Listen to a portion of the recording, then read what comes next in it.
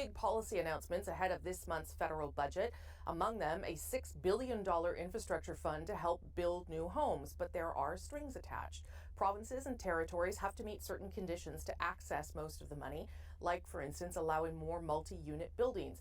Earlier, I spoke to New Brunswick Premier Blaine Higgs about whether he's open to meeting those conditions and why he and other premiers want a meeting with the Prime Minister. Premier Higgs, nice to see you again, sir. Nice to be here, Rosemary. Thank you. I want to start on some of the housing announcements that the federal government has made over the past 10 days or so, namely this $6 billion in a new infrastructure fund. Provinces and territories would only be able to access most of it if you meet certain conditions, like allowing duplexes, triplexes, there are other things. What do you make of that idea and having to meet those conditions? Are you open to it? Well, yes, of course, I'm open to having that discussion. We do have a housing crisis here. We're not unique in the country in that sense. So yes, I'm very interested to learn more of the details and what that means. We know that multifamily housing is likely going to be a key component of what's required to meet the needs the quickest. I want to work with the federal government. I don't like the concept of bypassing the provincial government in order to make things happen in a way that he might feel is most productive. I think that could lead to non-productivity. But the other challenge I would have, Rosemary, is just finding the capability within to actually build the homes and having the labor force to do so. So you don't take any issue with the fact that they're trying to really open up zoning rules in your province and put conditions like a national building code and other things like that into the conditions, or do you have problems with that? No, I don't. I think we need to look seriously at what are roadblocks that maybe have traditionally been in place. I mean, we always want to keep the end result on mind, because we don't want to go look 10 years from now and say, well, what did we do there? We kind of lost total control and look what we've got. Yeah. But I think there are delays that are unacceptable in approvals, and that could be in any sector, whether it's through provincial, through the municipality. So I think challenging those is appropriate. Okay, so there's an area where you are in more agreement, perhaps, with the federal government. We'll talk about one where you are not, and that, of course, is the carbon tax. You are also now calling, like Newfoundland's premier and I think Nova Scotia too, for an emergency meeting with the Prime Minister about the tax. Have you had a response from him about convening this meeting, and what would you hope that would come about from that? Well, no, we haven't had a response at this point. But what I would hope is a real frank discussion on the reality of what is being proposed and the possibilities that do exist within our country. I know there's an ideological approach here that is being put forward at this stage, but when you look at the timelines of it all, it's just physically not achievable.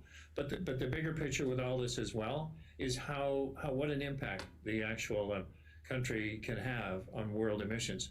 And what's kind of the hypocrisy of it all is our coal exports have doubled in the last 10 years. So you say on the one hand we want to reduce world emissions, on the other hand we're exporting more coal than we ever did to other countries. So my point is really simple. We have the resources, we have, and particularly natural gas.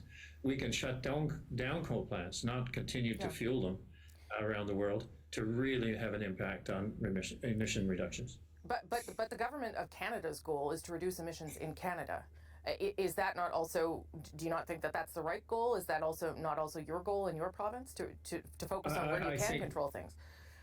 Well, I think you do both. I mean, we can continue to focus on reducing emissions, and I agree, there are opportunities for that.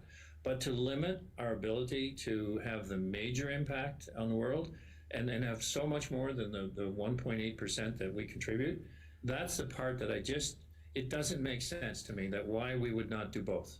And the fact that our emissions could move a little bit one way or the other based on the development of, let's say, gas resources and LNG plants, but we're utilizing resources at a time when they're available. We're taking the load off individuals to pay more tax in order to reduce emissions, because the big emitters are in the industry, and we're really looking at not only our own industries but looking at industries around the world. Okay, a couple things, but I'll start with the idea of exporting liquid natural gas, which, as you know, the federal government says we're not interested in doing that. We are not interested in investing because it is an inefficient fossil fuel subsidy. What evidence do you have, though, that investing in LNG would be a more effective way of cutting carbon emissions? Well, it's really clear. I mean, in terms, so there's one humanity reality in all this where you could argue offsetting oil and gas coming from Russia into Europe. So there's that aspect aside. But there are 174 coal plants in Europe. China are building 80 to 100 a year. There's 1,100 currently in China. We're feeding some of those. I'll bet a lot of those exports of coal right now are going to China. But the point I raised is that for every coal plant that we could take to convert to natural gas, we will reduce the emissions by 50%. That's a bigger impact than anything else we're doing here in the time frame allotted. And we can do it in a short order. It's happening in the US, it's happening in the East. Well, yeah. We see The president has shut down, has frozen further development of LNG. And is there not an assumption? No, he hasn't, Rosemary. Well, yes, he has. He Yeah. hasn't. Sorry to interrupt there. He said he's not going to issue any new permits. But if you look at the backlog of the permits that are already issued, he doesn't need any new permits. But I guess the problem with what you're suggesting is there's an assumption there that all those other countries that you've just named are going to make that transition. Like, we can't control what China does. So I guess I just don't quite... I guess I can't quite just conclude the same thing as you about, well, if you do this, it will be better for the world, because we don't actually have any power to control that part. Well, we do, because if we're all on the same track to reduce emissions, and we have 4 countries now, maybe 5, that would sign 20-year agreements right today to have LNG imports and offset their other sources of energy, which coal is part of that. So we that's not a problem to confirm the impact that it'll have, where it's going to go, and what it's going to be used for. It's just we are restricting the ability to even look. Right.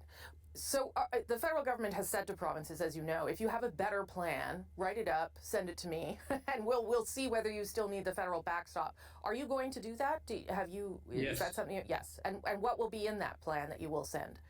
In that plan will be not only our commitment to continue to reduce the emissions in our own province, right, but it'll take it off the backs of people, because affordability is such an issue. So kind of remove the affordability, allow the energy capabilities that we have here and the resources to be developed to offset the affordability, to actually pay for the research and development, to allow us to practice and be part of a world emission reduction. So there are multiple facets of this that right, can be a bigger impact. So I'm asking the Prime Minister to think outside the Canadian bubble, think bigger, and let our country be as good as it can be. Let me just end, though, on the fact that it is true that still 80% of Canadians get a rebate. and that is money in their pocket that's helping them deal with this issue right now, at least according to the government. And that is a fact. It's 8 out of 10 households. But what doesn't seem to be factored into all that is the impact that transportation costs are having on other supplies that don't have a rebate. Groceries, anything that's in the supply chain through transportation, right, which is everything really that people buy every day. So all of those factors over higher prices for transportation, every company would have a fuel surcharge built into their commodity now because of transportation. So the fact that I'm getting a rebate on my particular usage at the pump is only a part of the story. Okay. Premier Higgs, always good of you to make the time for us. Thank you.